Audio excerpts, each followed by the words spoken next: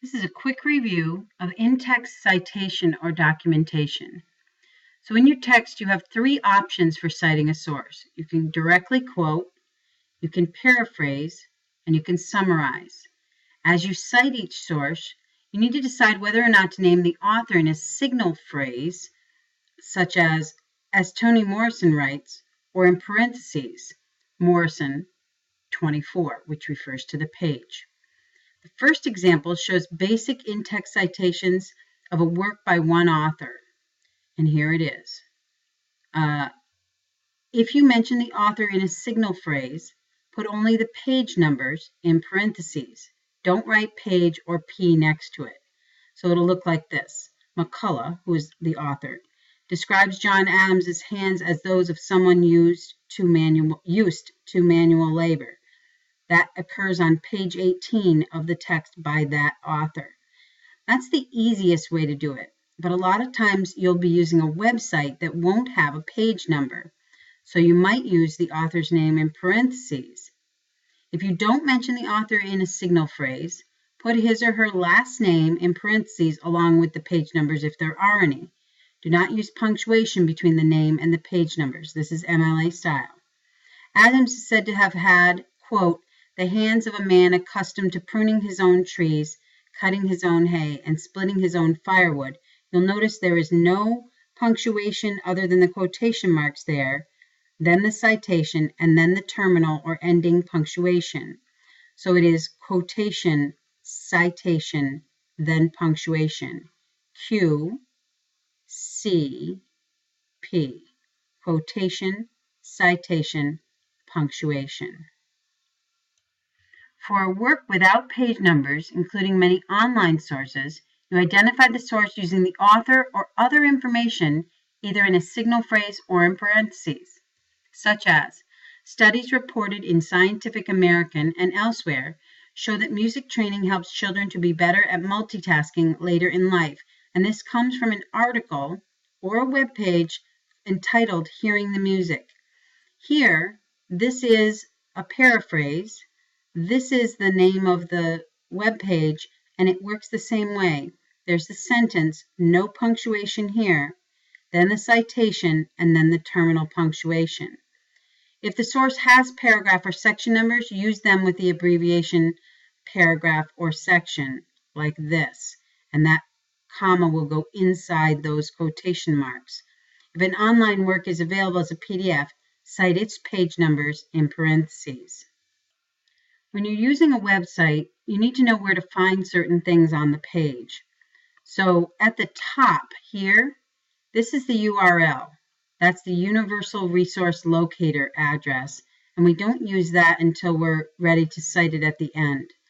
The title of the site usually appears at the top of a page.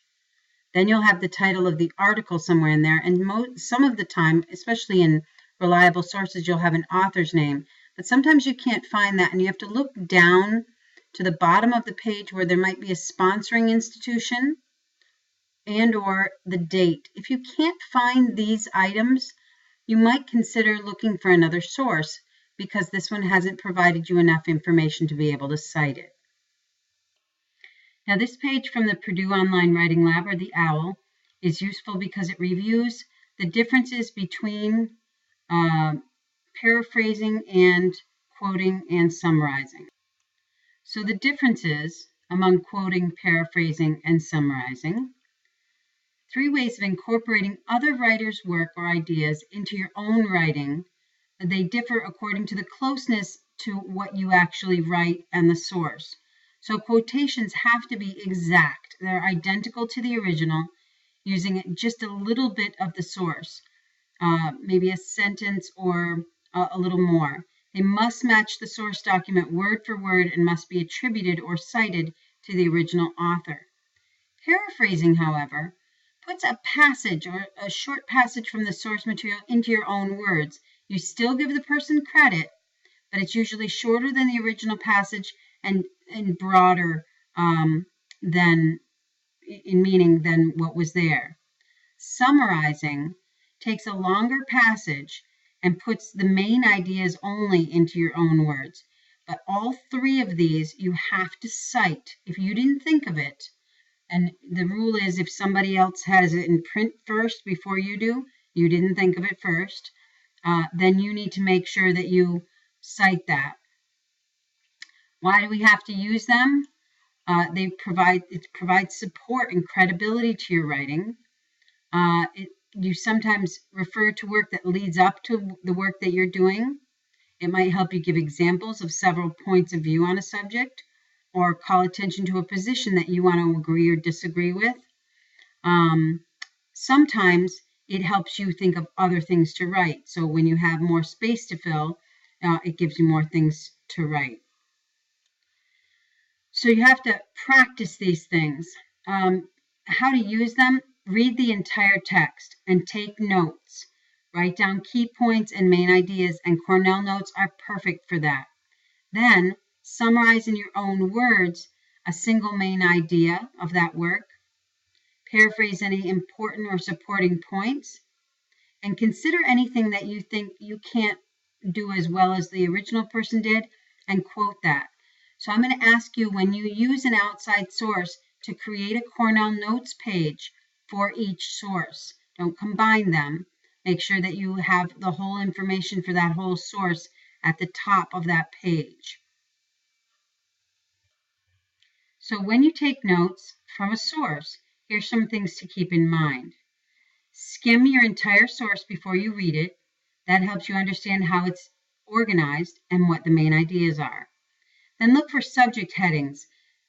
Write them in your notes. They'll help you find relevant information faster and provide you with reference points or landmarks so when you review your notes later. You're going to write down every fact or note that may be of use to you in your paper, but don't write down things you already know or would never use in your finished work. Break down the text into small groups of paragraphs. Read each group one by one, taking notes between groups. Breaking the text up into smaller bite-sized pieces helps you process it. This is the biggest one right here. Don't write down the information from the text word for word. It takes too much time and prevents you from using your higher brain functions to filter out and process important information. You have your sources. You can always go back to them, but you don't want to write things down word for word. And if a source is too dense or has too many dates and you don't feel like you need to write down every bit of information, make a note of where those parts are, jot down a page number or a URL, and move on. So when you're using Cornell Notes for note-taking for research, it'll help you retain the information. And here's an idea. Start here at the top where you usually just put the title. Write down the title of the source and all its bibliographic information, the author, the date, the publisher, etc. Over here in the notes section, as you read through your source, take your notes here. Write down bullet points of key information, quotes, and make sure you put them in quotes and note a page number or a section, and any questions about the material you have. Over here in the Q column, write down your own section headers and key ideas for the information on the right.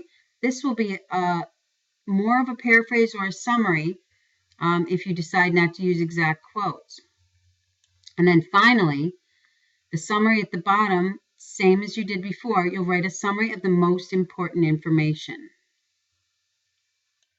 So here's an example one. Here's the heading that contains the bibliographic information. There's the title, On Writing Well. It's a book. There's the author, William Zinsser. The publisher is Collins, the city, New York, the date 2006. And this is which source. You're going to come up with your own system so that if you need to, you can label them source A, B, C, or 1, 2, 3, whatever you want. And we labeled that there. So they've written down headings from the book to help organize the work, any page numbers for reference, and then detailed facts and information. And questions are written so the researcher can go back and answer them later. So when somebody says something and you have a question, this is a nice little way here using these double arrows. Why is so much writing today so bad? That's maybe a question that it made you think of that you can go back and find later. In the Q column, key points that remind you of more detailed information. and the bottom box is the summary.